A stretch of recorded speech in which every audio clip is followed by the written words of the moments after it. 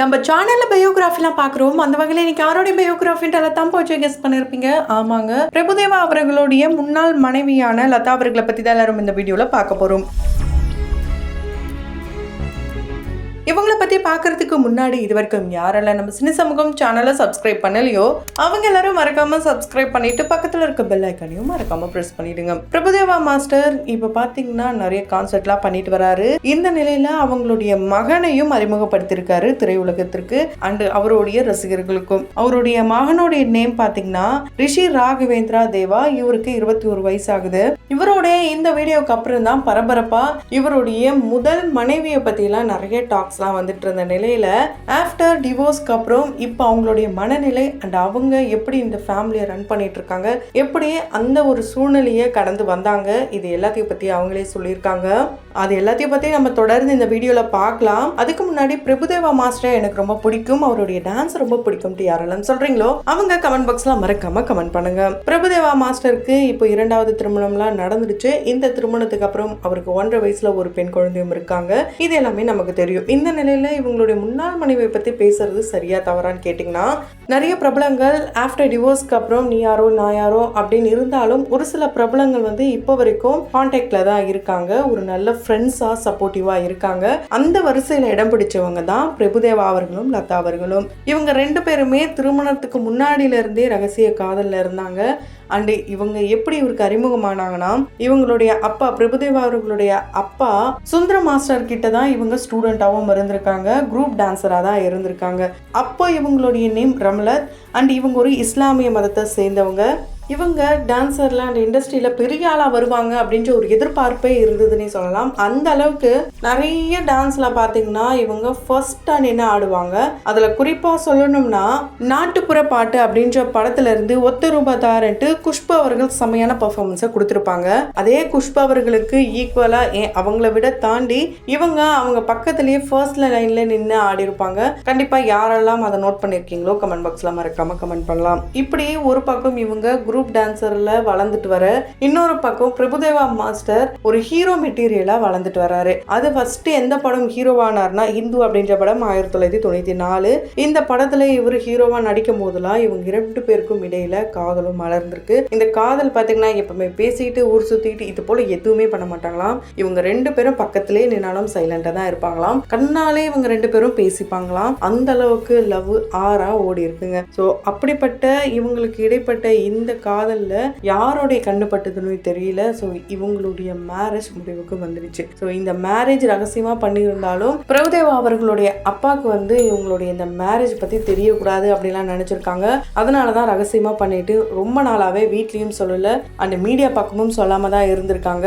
அதுக்கப்புறம் தான் சரி எல்லாருக்கும் சொல்லலாம். அதுக்கு ரீசன் என்னன்னா, ஃபர்ஸ்ட் அவருடைய அப்பாக்கு இந்த விஷயம் தெரிய வந்ததும், நீ இப்பதான் இண்டஸ்ட்ரியில வளர்ந்துட்டு வர, அப்படி இருக்கும்போது இந்த நேரத்துல இந்த மாதிரி ஒரு விஷயத்த பண்ணி எதுக்கு தேவையில்லாம கான்ட்ரவர்சியை கிரியேட் பண்ணணும், அதனால இது உன்னுடைய பர்சனலான விஷயம் இருக்கட்டும் அப்படின்னு சொல்லிட்டு இதை ஒரு ஓரமா வச்சுட்டு பிரபுதேவா மாஸ்டர் நிறைய படங்கள் பண்ண ஆரம்பிச்சிருக்காரு. அதுல விஐபி படத்துல மின்னல் ஒரு கோடி அப்படின்ற பாடல் இவங்களுக்கு ரொம்பவே பிடிக்குமா. லதா அவர்களுக்கு வெண்ணிலவே வெண்ணிலவே இந்த ஒரு பாடல் ரொம்ப பிடிக்கும். சமீபத்துல தனுஷ் அவர்களுடைய ராயன் படத்துல அடங்காத அசுரன் அப்படின்ற பாட்டுக்கு இவர் கோரியோகிராஃப் பண்ணியிருப்பாரு.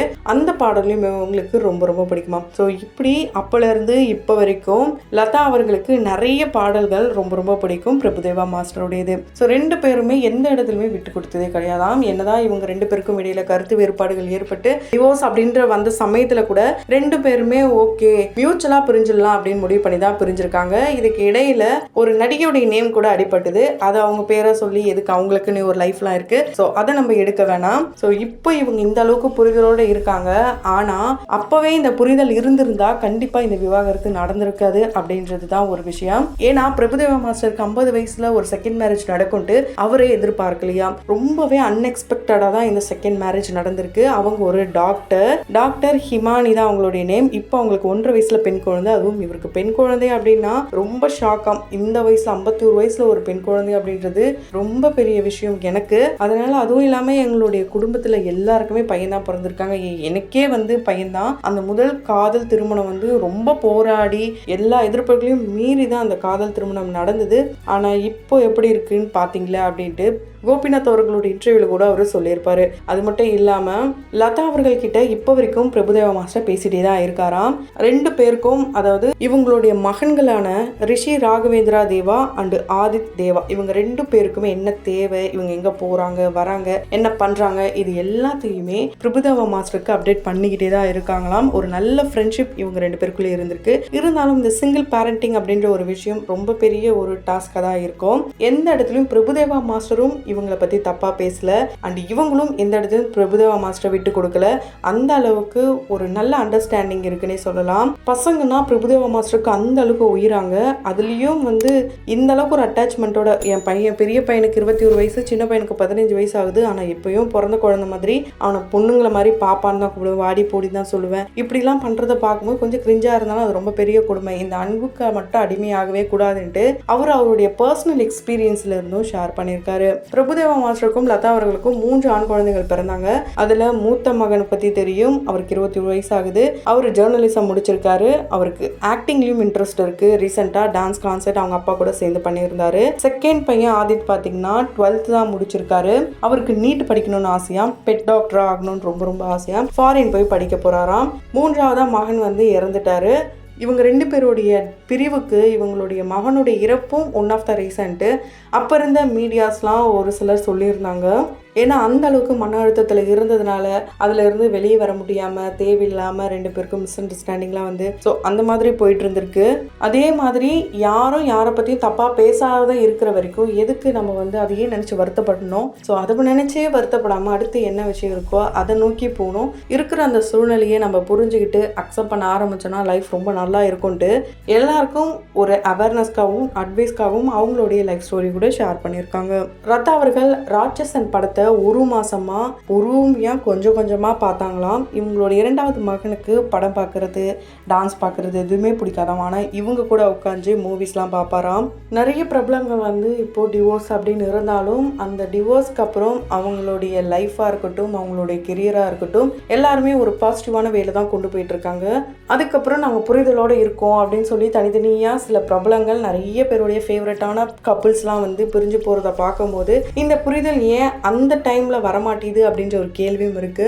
இருந்தாலும் இந்த மாதிரி ஒரு பெண்ணை வந்து பிரபுதேவா மாஸ்டர் மிஸ் பண்ணிட்டாருன்னு நிறைய பேர் சொல்லிட்டு இருக்காங்க. அந்த வகையில இவங்களை பத்தின உங்களுடைய கருத்துக்களை கமெண்ட் பாக்ஸ்ல மறக்காம கமெண்ட் பண்ணுங்க. தொடர்ந்து பயோகிராஃபில பார்த்து என்ஜாய் பண்ணணும்னு நினைச்சீங்கன்னா உடனே நம்ம சினி சமூகம் சேனலை சப்ஸ்கிரைப் பண்ணிட்டு பக்கத்தில் இருக்க பெல் ஐக்கனையும் மறக்காம பிரஸ் பண்ணிடுங்க.